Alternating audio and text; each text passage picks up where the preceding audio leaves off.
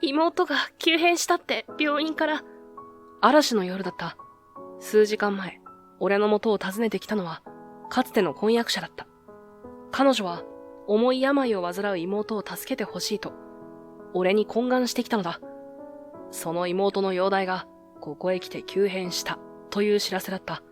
俺は、彼女の言葉に一度は背を向けたものの、その涙と一生懸命な訴えに心を動かされ、協力することを決めたばかりだった。どうしよう。今すぐ本土に戻らないと。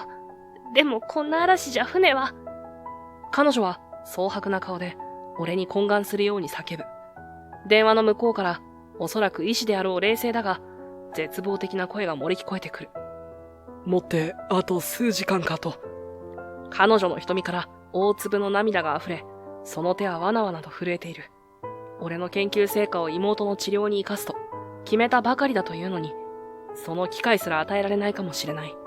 俺は静かに、しかし力強く言った。俺が行く。何とかしてみせる。彼女は驚愕に目を見開いた。この離島のしがない医者で、数々の失敗で自信を失っていたはずの俺から、そんな言葉が出るとは思ってもみなかったのだろう。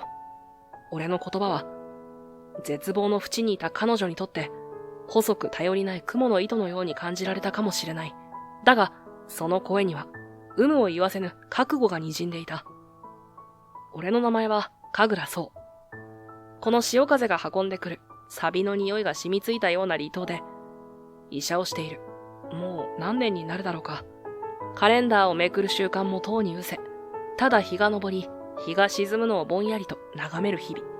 島の人々は、俺のことを少しばかり変わり者だと思っているらしい。診療時間が終わっても、高校と明かりの灯る診察室。時折、薬品庫の奥から聞こえてくる奇妙な機械音。そして何より、本土から定期船で運ばれてくる医療品とは思えない怪しげな荷物の数々。噂好きの漁師たちは、先生は夜な夜なフランケンシュタインでも作ってるんじゃねえか。なんて軽口を叩き合っている。あながち間違いでもないかもしれないな、と自重気味に思うこともある。昼間の俺は、実に凡庸な田舎医者だ。年寄りの腰痛に湿布を出し、子供の風邪に甘いシロップを処方する。その顔には覇気もなければ、患者を安心させるような温かみもない。ただ淡々と仕事をこなすだけ。だから、本当に具合の悪い人間は、わざわざ船に乗って本土の大きな病院へ行く。ここに来るのは、話し相手が欲しいだけの老人か、大したことのない怪我をした子供くらいのものだ。だが、夜になると俺は変わる。いや、本来の俺に戻る。と言うべきか。診療所の受付に、本日の診療は終了しました。という札をぶら下げると、俺は薬品庫の奥にある、埃っぽい小さな準備室にこもる。そこが俺の城であり、聖域であり、そしておそらくは墓場になる場所だ。中古で手に入れた遠心分離機がうなりを上げ、自作の高温層が怪しげな光を放つ。顕微鏡を覗き込み、シャーレに満たされた液体に、極細のピペットで慎重に何かを滴下する。何をしているのか、と問われても、今の俺にはうまく説明できない。かつて俺が追い求めた夢のかけら、それを拾い集め、つなぎ合わせようとしている、とでも言えばいいのだろうか。それはあまりにも壮大で、そして、今の俺にとっては、あまりにも虚しい作業だ。成功する保証など、どこにもない。それでも、俺は手を止めることができない。まるで何かに取り憑かれたように、夜な夜なこの薄暗い部屋で、得体の知れない液体と格闘している。島民たちが、俺を変人と呼ぶのは、無理もないことだった。彼らは知らない。俺がかつて、再生医療という分野で、ほんの少しだけ未来を照らし出す、寸前まで行ったことなど。そして、その光が強すぎたがゆえに、すべてを焼き尽くしてしまったことも。そんなある晩のことだった。外は、この島では珍しくない。海が荒れ狂う嵐の夜だった。風が診療所の古い窓をガタガタと揺らし、雨粒が激しく叩きつける。こんな夜に訪れる者などいるはずもない。俺はいつものように準備室にこもり、顕微鏡のレンズに全神経を集中させていた。細胞が分裂を始めている。ゆっくりと、しかし確実に。そのかすかな変化を見逃すまいと、息を詰めていた。その時だった。ガタンと、診療所の入り口の引き戸が風とは違う力で開く音がした。ごめんください。先生いらっしゃいますか？嵐の音に混じって切羽詰まったような女性の声が響いた。まさか急患か。俺は眉を潜め、重い腰を上げた。こんな嵐の夜に船も出せないだろうに。準備室のドアを開け、薄暗い廊下を抜けて受付へ向かう。そこに立っていた人影を見て、俺は息を飲んだ。びしょ濡れになったレインコート、肩で大きく息をする姿、そしてその顔は、レーナ！立花レーナ。俺がかつて共に未来を誓い、そして自らの手でその未来を壊してしまった女性。彼女がなぜここに、この世界の果てのような場所に。レーナは俺の顔を認識した瞬間、目を見開いた。驚愕、不審。そしてすぐにそれは深い戸惑いの色へと変わった。彼女の唇がかすかに震えている。そうさん？本当にあなたなの？その声は嵐の音にかき消されそうなほどか弱かった。俺は何も答えられない。肯定も否定も、ただ目の前にいる現実があまりにも非現実的で思考が停止してしまったかのようだった。一体どういうことなの？あなたがこんな島で医者をしているなんて。レーナは信じられないものを見るような目で、俺の姿と、そして古びた診療所の中を交互に見比べた。俺の白衣はところどころ薄汚れ、武将髭も伸び放題だ。かつて将来を嘱望された若き研究者だった頃の面影は、今の俺には微塵もないだろう。立花さん、どうしてここに？やっとのことで絞り出した声は、自分でも驚くほどにかすれていた。妹のことなの。私の妹が、それである方から、もしかしたらこの島に何か特別な治療ができる先生がいるかもしれないって。彼女は早口にそう言うと、カバンから濡れた書類の束を取り出そうとした。だが、その手は途中で止まり、俺の顔をじっと見つめた。その瞳には、先ほどまでの戸惑いに加えて、明確な失望の色が浮かんでいた。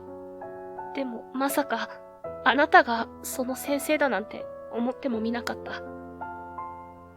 レーナは診療所の隅に置かれた埃をかぶった薬品棚や壁に染みついた古びたシミに目をやった。そして再び俺に視線を戻す。その目はまるで得体の知れないものを見るかのように冷ややかだった。あなた、ここで何をしているの？こんなまるで時が止まったような場所で。研究は？あなたのあの研究はどうなったの？その言葉は俺の心の最も柔らかな部分をえぐるように響いた。あの研究、俺の全てであり、そして俺から全てを奪ったもの。もう終わったことだ。俺は吐き捨てるように言った。視線を合わせることができない。終わったことですって？レーナの声のトーンが一段と低くなった。彼女はゆっくりと俺に近づいてくる。その足音の一つ一つが、俺の罪を告発しているように聞こえた。あなたの中では、そうなのかもしれないわね。すべてを投げ出して、こんな誰も知らない島で、過去の栄光にでも浸って、あるいは全てを忘れて、気楽に生きていればいいものね。彼女の声は容赦なく俺を打ちのめす。違う、そうじゃないと叫びたかった。俺は何も忘れてなどいない。毎晩悪夢にうなされ、自責の念に苛まれている。気楽に生きているわけでもない。だが、そんな言葉を口にしたところで、今の俺に何の説得力があるだろう。でもね、そう。レーナは俺の目の前に立ち、その濡れた瞳で、俺の心の奥底まで見透かすように、じっと見つめてきた。あなたの中で終わってるかもしれないけど、まだ終わっていないのよ。苦しんでいる人はまだ大勢いるの。あなたの助けを、あなたのあの技術を待っている人が。その声は悲痛な叫びだった。そして、その叫びは、俺が長年蓋をしてきた記憶の扉を、こじ開けようとしているかのようだった。妹もそうなの。あなたの研究が完成していれば、もしかしたら妹は。彼女の方を雨粒なのか涙なのか、判別のつかない雫が伝っていく。俺はただ立ち尽くすことしかできなかった。どんな言葉も今の彼女には届かないだろう。そしてどんな言葉も今の俺には言う資格がない。帰ってくれ。俺はやっとのことでそれだけを言った。ここには君の求めるようなものはない。俺はもう昔の俺じゃないんだ。自重するような笑みが自然と口元に浮かんだ。レイナはそんな俺を信じられないという表情で見つめていた。そして深い深いため息をついた。そうみたいね。あなたは本当に変わってしまった。昔のあなたは、こんな目をしていなかった。その言葉には諦めと、そしてほんの少しの哀れみが込められているように感じた。それが何よりも俺の心を締め付けた。レイナはそれ以上何も言わず、濡れたレインコートのフードを深くかぶり直した。そして嵐の中へと再び出て行こうと、引き戸に手をかける。待ってくれ！思わず俺は叫んでいた。自分でもなぜそんな言葉が出たのかわからなかった。だが彼女をこのまま返してはいけない。そんな気がしたのだ。レイナは振り返ることなく動きを止めた。まだ何か？その声は氷のように冷たかった。嵐がひどい。今夜はここに泊まっていけ。俺の口から出たのはそんなありきたりな言葉だった。自分でも何を言っているのかよくわからなかった。ただこのまま彼女を嵐の中へ返すわけにはいかないという思いだけが強くあった。レイナは引き戸に手をかけたまま振り返らなかった。その背中が拒絶しているように見えた。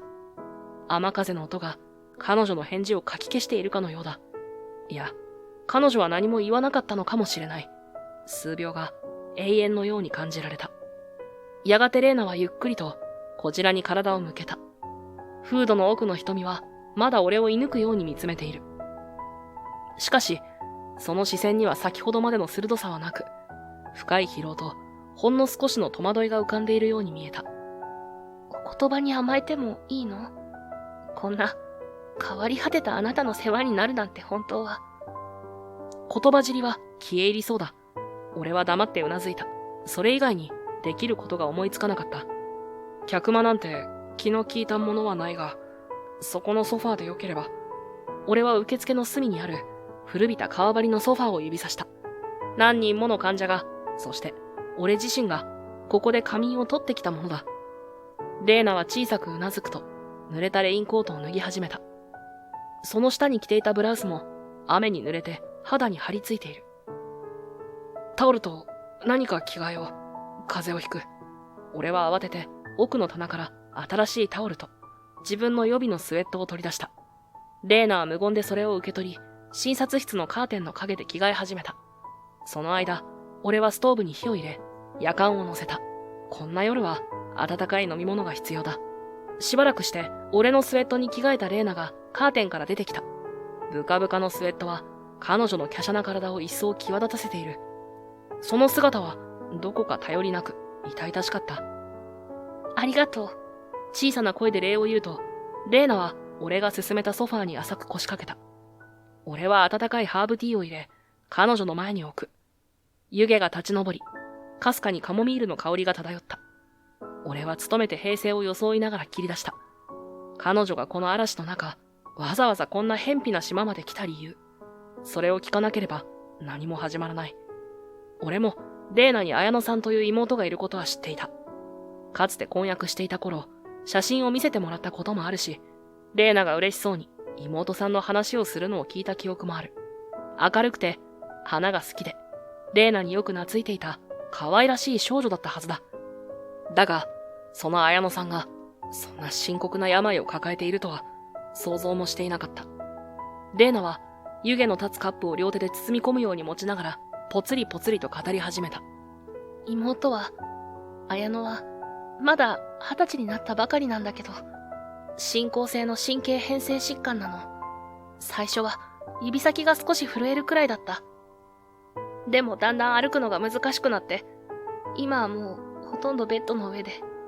その声は震え、言葉の端々から妹を思う彼女の深い愛情と、どうしようもない現実への絶望が滲み出ていた。いろいろな病院を回ったわ。有名な先生にも見てもらった。でもどこへ行っても同じ。今の医学では進行を遅らせるのが精一杯ですって。完治する方法はないって。レイナの瞳から一筋の涙がこぼれ落ちた。彼女は慌ててそれを手の甲で拭う。そんな時、ある先生が、いえ、以前からあなたの研究のことは知っていたわ。誰よりも近くで見てきたもの。あなたの才能をあの研究がどれだけ革新的だったかも。でもその先生は、あなたのあの技術が、今まさに綾乃のような症状にこそ希望になるかもしれないって、改めてその可能性を教えてくれたの。あなたの名前を、その先生の口から聞いたとき、正直耳を疑ったわ。だって、あなたは、あの事故の後、すべてを捨ててどこかへ消えてしまったとばかり思っていたから。携帯も繋がらなかったし、共通の知人に聞いても誰もあなたの行方を知らなかった。レイナの声は、当時の衝撃と、今のこの状況への戸惑いを隠せないでいた。俺は息を飲んだ。俺の研究、あの事故で、全て失われたはずの研究。それをまだ覚えていてくれる人がいたとは。そして、それがレイナの最後の希望として、彼女をここまで導いたとは。一生懸命探したわ。学会の古い名簿をたどって、以前の研究室のあった大学に問い合わせて、そうしたら、あなたがこの島で診療所を開いているって。レイナは俺の顔をじっと見た。その瞳には、わずかな期待と、それ以上に大きな不安が渦巻いている。そう。あなた本当に、あの研究をもうやめてしまったの？あんなに素晴らしい技術だったのに。俺は言葉に詰まった。やめてしまったわけではない。今も、この診療所の片隅で、細々と続けている。だがそれは律のためであり、そして何より、まだ誰にも誇れるような成果は、何一つ出ていない。レイナに、中途半端な希望を持たせるわけにはいかなかった。あの事故で全てを失ったんだ。俺はうつむいたまま、絞り出すように言った。その瞬間、脳裏に鮮明に蘇る、あの日の光景が。あれは5年前の春のことだった。俺の研究は最終段階に入り、臨床応用に向けて、あと一歩というところまで来ていた。新しい細胞培養技術。それは、損傷した神経細胞を再生させ、多くの難病患者に光をもたらすはずだった。俺自身も、その成功を確信し、高揚感と使命感に満ち溢れていた。その日、弟の律が、大学の春休みを利用して、俺の研究室に遊びに来ていた。律は当時、まだ高校生で、兄である俺の研究を誰よりも誇りに思い、尊敬してくれていた。将来は自分も、兄と同じ研究者の道に進みたいと、目を輝かせて語っていた。兄ちゃん、これ本当にすごいの？これで、歩けなかった人が歩けるようになったりするの？無邪気にそう尋ねる律に、俺は自信満々にうなずいた。ああ、そうだ律。これはたくさんの人を救える。魔法のような技術なんだ。律は俺の言葉に目を輝かせ、実験器具が並ぶ研究室の中を興味深そうに見て回っていた。俺は、その日は特に重要な実験の最終調整があり、少しばかり集中力を欠いていたのかもしれない。いつもなら、二重三重にチェックするはずの安全確認を、どこかで怠っていたのだろうか。悲劇は一瞬だった。突如、研究室の一角で、轟音とともに激しい爆発が起きた。何が起きたのか、理解する間もなかった。衝撃波で体が吹き飛ばされ、床に叩きつけられる。猛々たる黒煙と、鼻をつく刺激臭。耳鳴りがひどく、周りの音が何も聞こえない。律！俺は、一生懸命弟の名前を叫んだ。煙で視界が遮られる中、手探りで律の姿を探す。そして、見つけてしまった。研究室の隅で血を流して倒れている律の姿を。頭からおびただしい量の血が流れ、その目は固く閉じられていた。律！しっかりしろ、律！呼びかけても反応はない。その時の絶望感と恐怖は、今でも鮮明に覚えている。俺の腕の中で、律の体はぐったりとして、生命のぬくもりが急速に失われていくように感じられた。原因は、俺が開発した新しい培養液の成分の一部が、予期せぬ化学反応を起こし、引火爆発したもの、だと結論付けられた。安全管理の不備、研究者としての資質の欠如。すべての責任が俺に押し付けられた。律は一命こそ取り留めたものの、脳に深刻なダメージを負い、それ以来、一度も目覚めることはない。植物状態。俺の魔法のような技術は、たった一人の大切な弟の未来を無残にも奪い去ってしまったのだ。学会からは追放され、研究者としてのキャリアも完全に断たれた。残ったのは、律への償いきれない罪悪感と、自分自身への深い絶望だけだった。そう？大丈夫？レーナの心配そうな声で、俺は暗い階層から現実に引き戻された。気づけば、俺の額には冷たい汗が浮かび、呼吸も浅くなっている。いや、すまない。少し昔のことを思い出して。俺は力なく笑ってみせた。だが、レーナはごまかされてはくれなかった。彼女は、俺の苦悩を敏感に感じ取っているようだった。律くんのことでしょ？その言葉に、俺は顔を上げることができなかった。レーナは事故のことも、律のことも全て知っている。かつては、俺と律、そしてレーナの3人で、よく食事に行ったりもした。彼女にとっても、律は弟のような存在だったはずだ。あなたが、どれだけ律くんのことを大切に思っていたか、私知っているつもりよ。だから、あの事故があなたにとって、どれほど辛いことだったかも。レーナの声は優しかった。だが、その優しさが、今の俺にはかえって辛かった。彼女は、俺を許そうとしてくれているのかもしれない。だが、俺自身が、自分を許すことができないのだ。俺のせいなんだ。すべて俺の。そんなことない。レーナは、俺の言葉を遮るように強く言った。あれは事故よ。誰のせいでもない。あなたは、最後まで諦めずに律くんのために。綺麗事だ。俺は思わず声を荒げていた。結果として、律は今も眠ったままだ。俺の研究があいつの未来を奪った。それだけが事実だ。俺の悲痛な叫びが、嵐の音にかき消されそうな診療所に響いた。感情をむき出しにした俺を、レーナはただ黙って見つめていた。その瞳は悲しみと、そして何かを決意したような強い光を宿していた。そうかもしれないわ。結果だけを見れば、あなたはそう思うしかないのかもしれない。レーナは静かに、しかし、はっきりとした口調で言った。でもそう、あなたの研究は、律くんの未来を奪うためじゃなかったはずよ。たくさんの人を救うための希望だったはず。それは今も変わらないと思うの。綾乃だけじゃない。世界中には、あなたの助けを待っている人がまだ大勢いるはずよ。彼女の言葉は、まるで凍てついた俺の心に、そっと温かい手を差し伸べるかのようだった。希望、そんな言葉、もう何年も忘れていた。俺の研究が、まだ誰かの希望になり得るというのか。それに律くんだって、きっと望んでいるわ。お兄ちゃんにまた前を向いてほしいって。自分のせいで、お兄ちゃんが苦しみ続けることなんて、あの子が一番望んでいないはずよ。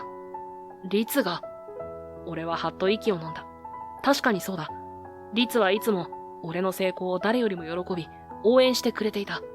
俺が研究を諦め、こんな風にうなだれている姿を見たら、あいつはなんて言うだろうか。もう一度やってみない？あなたの手で希望を。レーナの真剣な眼差しが俺の心を揺さぶる。そうだ。このままではいけない。律のためにも、そして目の前にいるレーナの、彼女の妹のためにも、俺はゆっくりと顔を上げた。そして薬品庫の奥にあるあの薄暗い準備室へと意識を向けた。あの場所で俺はまだ諦めずに続けている。律を救うための最後の望みを。しかしその瞬間だった。兄ちゃん、これ本当にすごいの？律の無邪気な声が頭の中に響いた。そして次の瞬間には爆発音と黒煙、床に倒れる律の姿、血の赤さが鮮烈なイメージとなって俺の脳裏に焼き付いた。頭を押さえ、思わずうめき声が漏れる。激しい頭痛と吐き気が襲ってきた。律の苦しそうな顔が目の前にちらついて離れない。そう？レーナが心配そうに駆け寄ってくる。だが、俺には彼女の声も霞んで聞こえる。ダメだ。俺にはできない。俺が研究を進めようとすればするほど、律をさらに危険な目に遭わせてしまうのではないか。あの日の悪夢がまた繰り返されるのではないか。その恐怖が鉛のように俺の体を縛り付ける。すまない。やっぱり俺には無理だ。俺は力なく首を振り、ソファーに崩れるように座り込んだ。レーナはそんな俺の姿を言葉もなく見つめていた。彼女の表情には失望よりも深い悲しみと、そして無力感が浮かんでいた。しばらくの沈黙の後、レーナは小さく息をつくと、俺の隣にそっと腰を下ろした。ごめんなさい。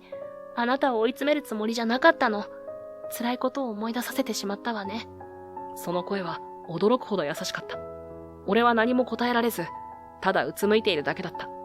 今はゆっくり休んで。私に何かできることがあったら何でも言ってちょうだい。遠慮はいらないから。レーナはそう言うと静かに立ち上がり、診療所の中を見回し始めた。そして、まるで自分の家のように手際よく散らかった雑誌を片付けたり、棚の埃を拭いたりし始めた。俺はただぼんやりとその姿を眺めていた。彼女の存在がこのすさんだ診療所に少しだけ暖かい空気をもたらしてくれているような気がした。それから数日、レーナは島にとどまり、俺の身の回りの世話を焼いてくれた。朝は質素ながらも温かい食事を用意してくれ、昼間は診療所の掃除や雑務を手伝ってくれた。夜は俺が準備室にこもっている間、静かに読書をしたり、持参したノートパソコンで何か作業をしたりしていた。俺たちは必要最低限の会話しか交わさなかったが、それでも彼女の存在は俺にとって大きな心の支えになりつつあった。彼女が来てから俺は少しだけ眠れるようになった気がする。悪夢を見る回数も減った。それはきっと誰かがそばにいてくれるという安心感が無意識のうちに俺の心を癒してくれていたからだろう。ある日の夕食後、二人で並んで食器を片付けていた時のことだった。レーナがふと洗い物の手を止めて俺に尋ねた。ねえ、そう？なんだ？彼女とかいないの？今は。その唐突な質問に俺は思わず、とすっとんきょうな声を上げてしまった。手に持っていた皿を落としそうになり、慌てて掴み直す。顔が熱くなるのが分かった。まさかレーナからそんなことを聞かれるとは夢にも思っていなかった。いや、いるわけないだろう、こんな俺に。しどろもどろに答えると、レーナはくすっと小さく笑った。その笑顔を見るのは本当に久しぶりのような気がした。そう。彼女は何かを言いかけたが、すぐに言葉を飲み込み、そして少し寂しそうな、それでいてどこかほっとしたような複雑な表情を浮かべた。私もね、まだなの。そう言うと、レーナは再び食器洗いに集中し始めた。その横顔は夕焼けの残光に照らされて、ほんのりと赤く染まっているように見えた。私もまだ。その言葉の意味するところを、俺は測りかねていた。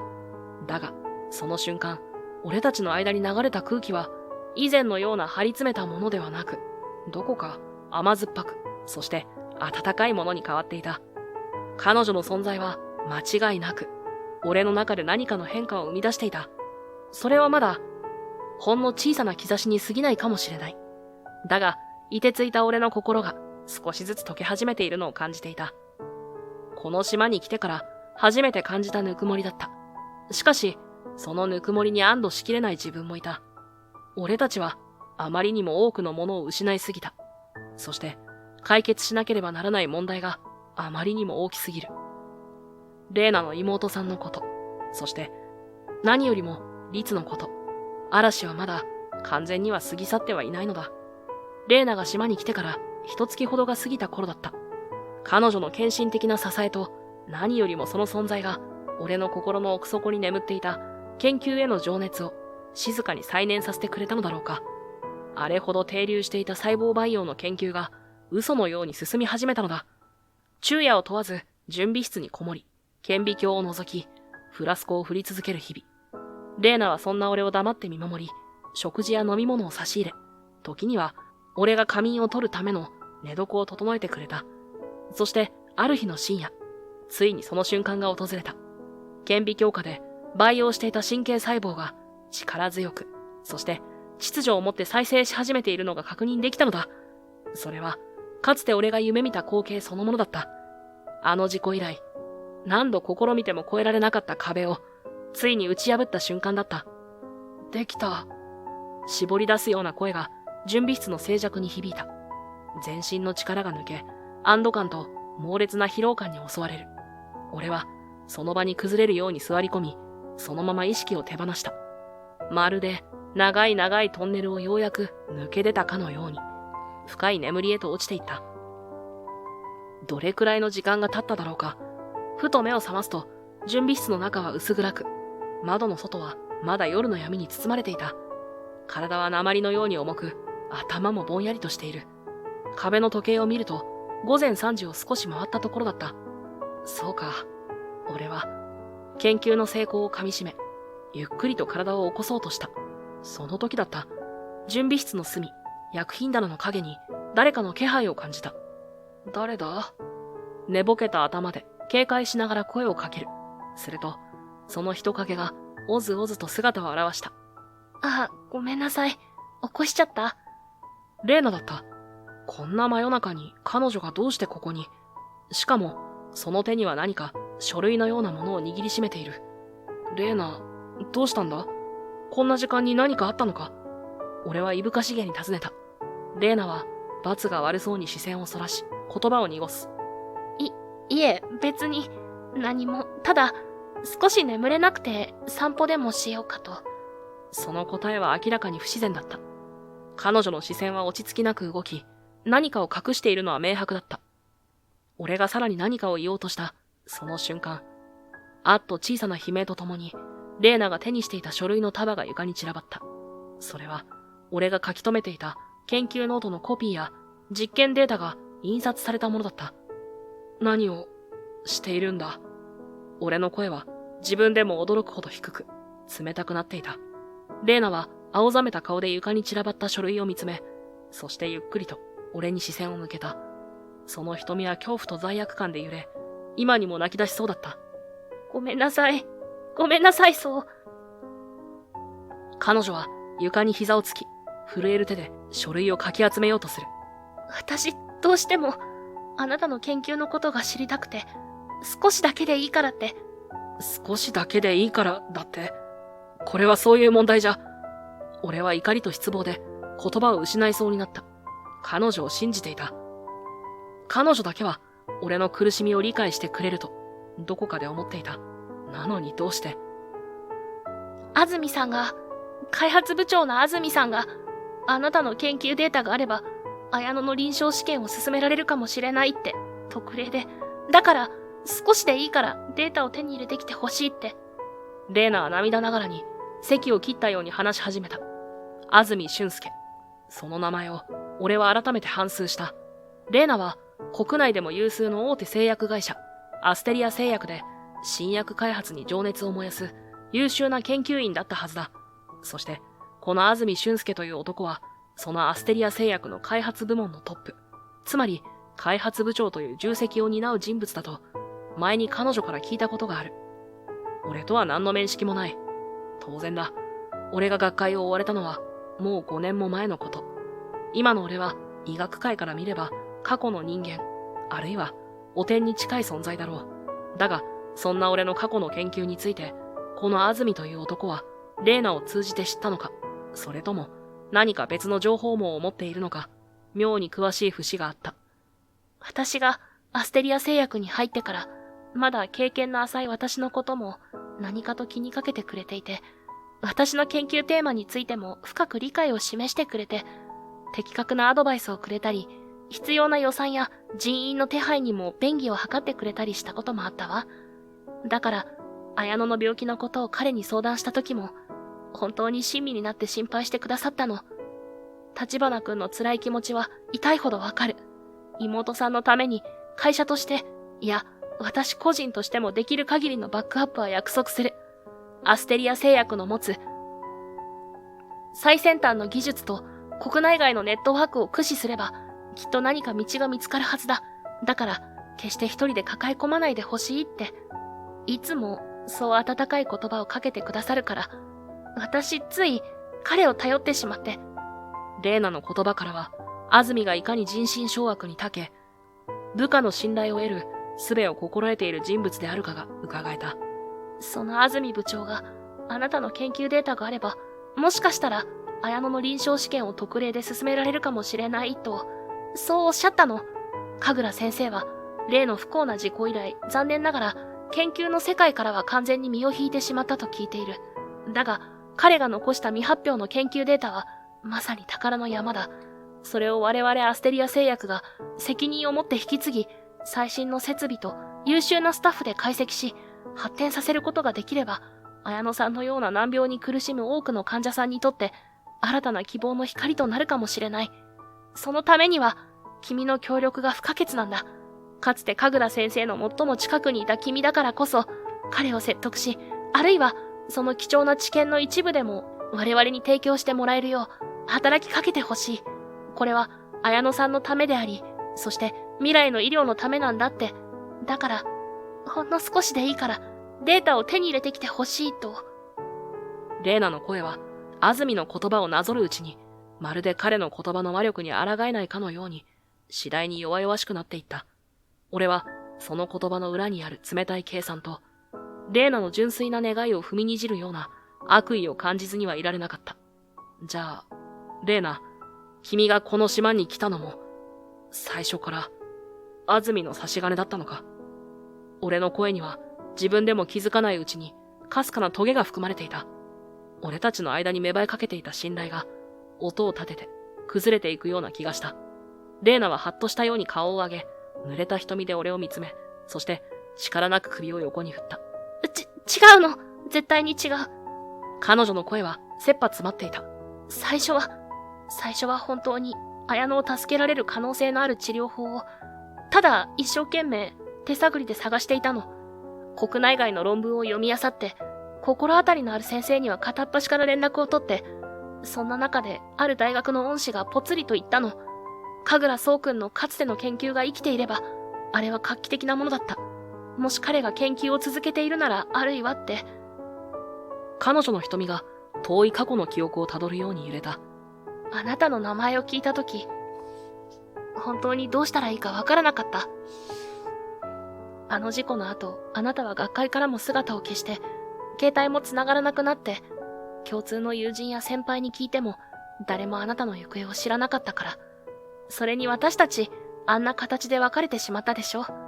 今更どんな顔してあなたに会えばいいのか、合わせる顔がないって、そう思ったわ。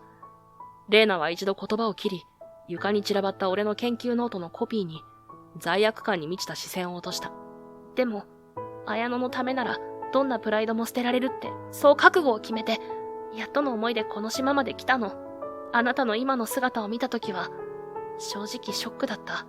あんなに情熱に溢れて、誰よりも未来を見つめていたあなたが、どうしてこんな、まるで世界の終わりみたいな場所で、光を失ったような顔をしているのかって、私たちの前から何も言わずに去ってしまったあなたを、心のどこかでずっと、恨んでいたのかもしれないわね。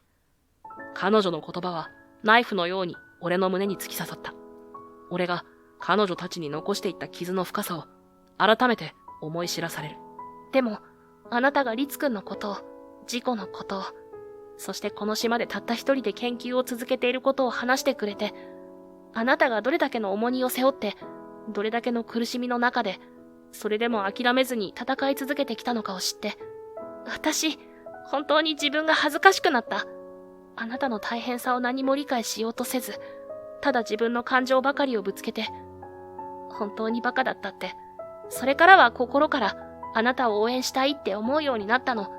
そしてできることなら、もう一度あなたのその素晴らしい研究が花開いて、律君も綾乃も、そして同じように苦しんでいるたくさんの人たちが救われたらって、本当にそう願っていたのよ。あなたが研究を続けてくれたらって、毎日祈るような気持ちだった。彼女の言葉は飾り気のない、心からのものだと痛いほど伝わってきた。俺の心の奥底で凍りついていた何かがわずかに溶け出すような感覚があった。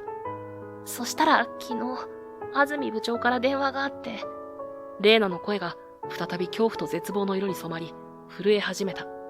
いつもの穏やかな口調とは全然違って、とても冷たくて、例の件立花くんどうなっているんだね。神楽先生の研究データはまだ手に入らないのかねって、そう低い声で言われたの。彼女はごくりと唾を飲み込み、当時の恐怖をありありと思い出しているようだった。その声には有無を言わせぬプレッシャーが込められていたという。私、神楽先生にはまだ話せていません。彼自身まだ研究は途上だと言っていますし、ご本人の同意なしにデータを持ち出すことなど、私にはとてもって、そう一生懸命に答えたの。あなたの研究の重要性とデリケートさを分かってほしくて。あなたにちゃんと話をして、あなたの理解と同意を得てからでないと、そんなことは絶対にできないって、そう伝えたつもりだった。レーナはか細い声で続けた。そしたら、安住部長は、電話の向こうで、ふっと短く息を吐くのが聞こえて、そして凍りつくような声でこう言ったの。そうか、残念だな、立花君。君がそこまで神楽先生の心情をおもんぱかるというのなら、仕方がない。だが、そうなると、綾野さんの優先的な臨床試験の件も、一度白紙に戻さざるを得ないな。他にも臨床試験を希望している患者さんは大勢いるんだ。会社としても、そして私個人としても、いつまでも、君の妹さんだけを特別扱いし続けるわけにはいかないからねって。そう、静かに。でも有無を言わせない。決定的な口調で。それは紛れもない脅しだった。妹の命を盾に取った、冷酷で卑劣な脅迫だ。温厚な仮面を剥ぎ取った安住の、これが本性なのだろう。レーナは、その言葉に全身の血の気が引くのを感じたという。私頭が真っ白になって、そんな待ってくださいって叫びそうになったけれど、彼はそれを遮るように言ったの。よく考えてくれたまえ、綾野さんの時間は刻一刻と失われているんだ。君の賢明な判断を期待しているよとだけ言って、一方的に電話を切ってしまったの。レーナの瞳から大粒の涙が止めどなく溢れ出した。その方を伝う雫は、彼女の絶望と、どうしようもない怒りと、そして深い後悔を映し出しているようだった。どうしようもなかったのよ。綾野を見殺しにすることなんて、私には絶対にできない。だから、あなたが寝ている間に、少しだけ、本当に少しだけでいいからって、あなたの研究の成果を、ごめんなさい。本当にごめんなさい。レーナは床に崩れ落ち、子供のように声を上げて泣きじゃくった。その悲痛な姿は、俺の心を締め付け、安住という男に対する静かな、しかし、激しい怒りがこみ上げてくるのを、抑えることができなかった。俺は、彼女をここまで追い詰めてしまった状況と、そして、それに気づけなかった自分自身に対する怒りと無力感で、ただ唇を噛み締める。その張り詰めた静寂を切り裂くように、レーナのコートのポケットから、再び無機質な携帯電話の着信音が鳴り響いた。先ほどとは明らかに違う、けたたましい緊急連絡を思わせるその音に、俺たちは同時に息を飲む。レーナはびっくりと肩を震わせ、恐る恐る携帯電話を手に取った。ディスプレイに表示されたのは、綾野が入院している本土の総合病院の番号だった。彼女の顔から急速に血の気が引いていく。震える指で通話ボタンを押し、携帯電話を耳に当てた彼女の瞳が、次の瞬間、絶望に見開かれた。綾野が、容体が急変。意識レベルが低下。危険な状態。そんな、どうして。電話の向こうから聞こえてくるであろう。医師の冷静ながらも深刻な声に、レーナはか細い悲鳴を上げ、その場にへたり込みそうになる。俺はとっさに、彼女の肩を支えた。今すぐ。はい、すぐに。先生、どうか綾野。懇願するような声を最後に、レーナは力なく携帯電話を落とした。その顔は蒼白で、唇はわなわなと震えている。どうしよう、そう。綾野が今、本当に危ないって。もうダメかもしれないって。レーナの瞳から、再び涙が溢れ出し、その雫は、床に落ちた俺の研究ノートのコピーを濡らした。絶望が、部屋の空気を支配する。その瞬間、俺の中で何かが弾けた。律の事故の記憶、長年の罪悪感、そして、目の前で打ちひしがれるレーナの姿。それらすべてが、俺の中で一つの強い力へと変わっていくのを感じた。そうだ。俺はもう逃げない。この手で未来を掴み取るんだ。レーナ、しっかりしろ。俺は彼女の肩を掴み、力強く言った。まだ終わりじゃない。俺が綾野さんを助ける。レーナはうつろな目で俺を見上げる。俺の研究は完成したんだ。俺は先ほどまでの疲労など、微塵も感じさせない声で言い放った。この細胞培養技術があれば、綾野さんの損傷した神経細胞を再生させることができるかもしれない。まだ間に合うかもしれないんだ。それは、俺にとって大きな賭けだった。臨床試験も経ていない、全く新しい治療法だ。だが、この状況で他に選択肢はなかった。そして何より、俺自身が、この技術の可能性を誰よりも信じていた。一緒に病院へ行こう。俺が執刀する。いや、俺にしかできない。俺はレイナの手を強く握った。君の妹さんを絶対に助け出す。俺の言葉に、レイナの瞳にかすかな光が戻った。彼女は刻々と何度もうなずき、俺の手を握り返してきた。嵐はまだ続いていたが、俺たちは島の漁師に無理を言って、小型の船を出してもらった。本土へ向かう揺れる船の上で。俺はレイナの大学の恩師。かつて、俺の研究の可能性をレイナに示唆してくれたという老教授に連絡を取った。事情を説明し、俺が開発した新しい細胞培養技術の概要と、それを綾野さんの治療に応用したいという俺の考えを伝えた。教授は最初こそ驚き、そのリスクについて懸念を示したが、俺の熱意と何よりも、その技術の革新的な内容に最終的には理解を示し、必要な医学的知識や臨床応用の際の注意点について惜しみない助言を与えてくれた。さらに、綾野さんが入院している病院の脳神経外科部長が彼の教え子だということも分かり、事前に連絡を取ってくれることになった。レーナもまた自身の知識と経験を総動員し、治療に必要な薬剤のリストアップや考えられる合併症への対策などを俺と一生懸命に検討した。病院に到着すると、綾野さんの容体は予断を許さない状況だった。担当医たちはあらゆる手を尽くしていたが、進行する神経細胞の破壊を止めることができず、半ば諦めに近い表情を浮かべていた。そんな中、老教授からの連絡を受けていた脳神経外科部長は、俺の提案に真剣に耳を傾け、そして最終的に、前例のない治療法に、わずかな望みを託すことを決断してくれた。緊急手術の準備が整えられた。最新の医療機器が並ぶ。手術室の空気は張り詰めていた。俺はかつて白衣を脱いだ身。だが、この瞬間、俺は再び研究者として、そして一人の人間として、命を救うという使命感に燃えていた。治療は困難を極めた。俺が培養した細胞を綾野さんの体内に的確に移植し、定着させる。それはミリ単位の精度と完璧なタイミングが要求される。まさに神業に近い手技だった。長い時間が経過した。手術室の時計の針が一体何周しただろうか。そしてついにその瞬間が訪れた。綾野さんの脳波モニターに微弱ながらも安定した波形が戻り始めたのだ。バイタルサインも少しずつだが確実に上向きに転じていく。やった。俺はマスクの下で小さくつぶやき、額の汗を拭った。脳神経外科部長も安堵の表情でうなずき、スタッフたちからも静かな歓声が上がった。手術を終え、疲れ果てた体を引きずるように、手術室から出てきた俺を、レイナが駆け寄って支えた。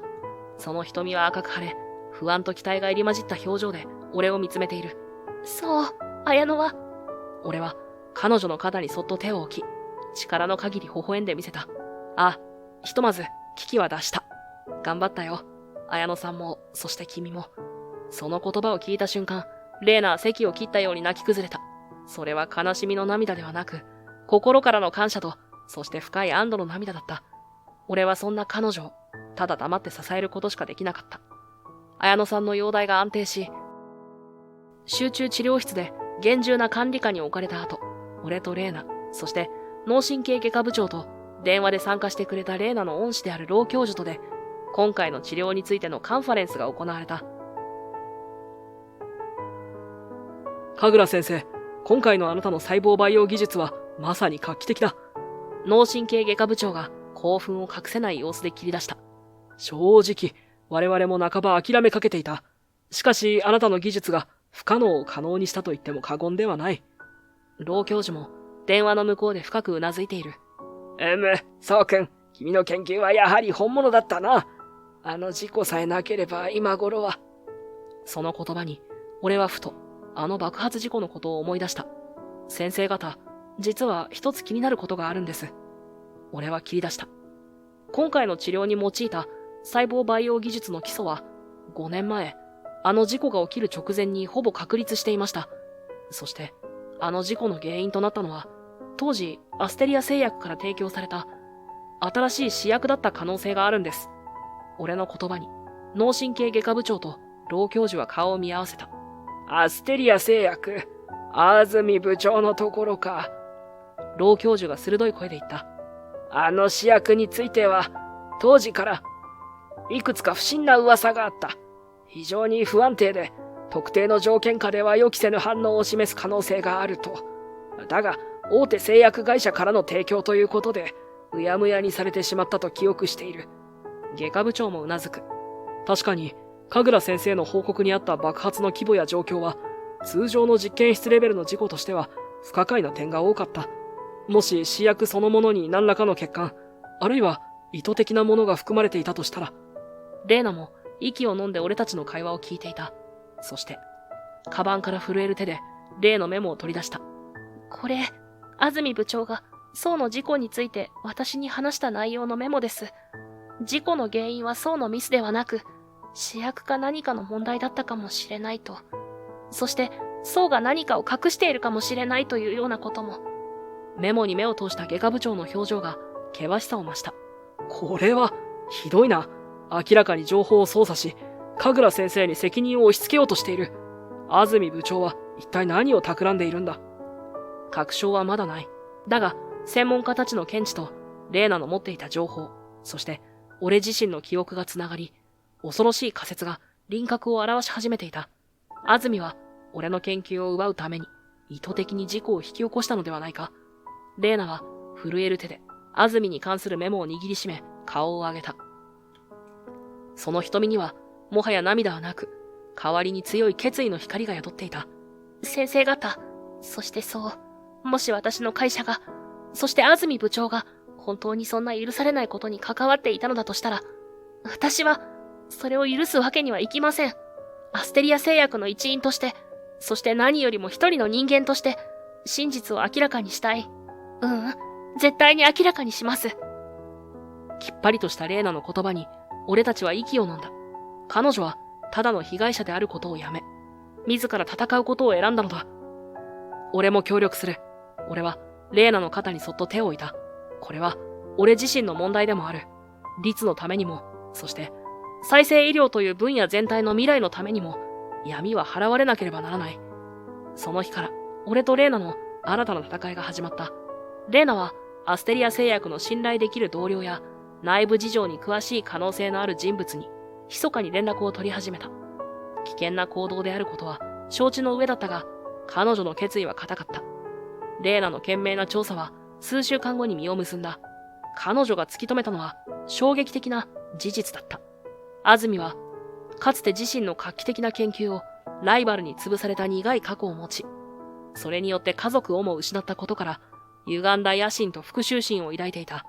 彼は、俺の才能と研究成果に早くから気づき、それを自分のものにしようと画策。爆発事故は、彼が意図的に不安定な試薬を俺の研究室に送り込み、さらに事故を誘発するように、巧妙に仕組んだものだったのだ。事故後、彼は俺の失脚を喜び、俺の研究データを不正に入手しようと長年機会を伺っていた。レーナに近づいたのも、その計画の一環だった。レーナが見つけ出した安住のパソコンに残っていた暗号化されたファイルの中には、事故計画を示唆するメールのやり取りや、不審な金の流れを示す記録、そして、俺の研究データを狙っていたことを示す、動かぬ証拠が残されていた。こんなことが本当に。レーナは、震える手で、証拠の書類を俺に差し出した。その顔は怒りと悲しみで歪んでいた。信じていた上司の、あまりにも醜い裏切り。俺たちは、集めた証拠を添えて、公的な調査機関と、主要なメディアに告発した。その衝撃は瞬く間に日本中を駆け巡った。安住俊介の逮捕、そしてアステリア製薬の組織的な隠蔽工作や倫理規定違反が次々と明るみに出た。アステリア製薬はかつてないほどの社会的制裁を受け、経営陣は刷新され、再生医療分野からの事実上の撤退を余儀なくされた。安住は法廷でその罪を問われ、長年にわたる彼の悪行はついに白日のもとにさらされたのだ。すべてが解決したわけではなかったが、一つの大きな区切りがついた頃、レーナはアステリア製薬に辞表を提出した。私はもう一度ゼロから本当に人のためになる研究をしたい。そして、宋のそばであなたを支えたいの。そう言って、微笑む彼女の顔は一点の曇りもなく晴れやかだった。俺はそんな彼女の手を強く握りしめた。俺たちの心はいつしか固く結ばれていた。綾乃さんは奇跡的な回復を見せ、数ヶ月後には自分の足で歩けるまでに回復した。彼女の笑顔は、俺たちが進むべき道が間違っていなかったことを教えてくれているようだった。そして、それは新たな奇跡への序章に過ぎなかったのかもしれない。綾乃さんの治療の成功は、再生医療の新たな可能性を世界に示した。そして、俺は決意した。弟の律にも、この新しい治療法を試すことを。リスクはあった。だが、諦めるわけにはいかなかった。長い時間をかけて準備し、慎重に治療を進めた。そして、ある朝のことだった。5年もの間、深い眠りの中にいた律のまぶたが、かすかに震えたのだ。律わかるか？兄ちゃんだ。俺は、ベッドのそばで一生懸命に呼びかけた。レーナも息を飲んで、その瞬間を見守っている。ゆっくりと、本当にゆっくりと、律の目が開かれた。その瞳には、まだ焦点が合っていなかったが、確かに光が宿っていた。兄ちゃん。かすれた、だがはっきりとした声。それは、俺が5年もの間、聞きたくてたまらなかった声だった。律。俺は、溢れ出る涙を抑えることができなかった。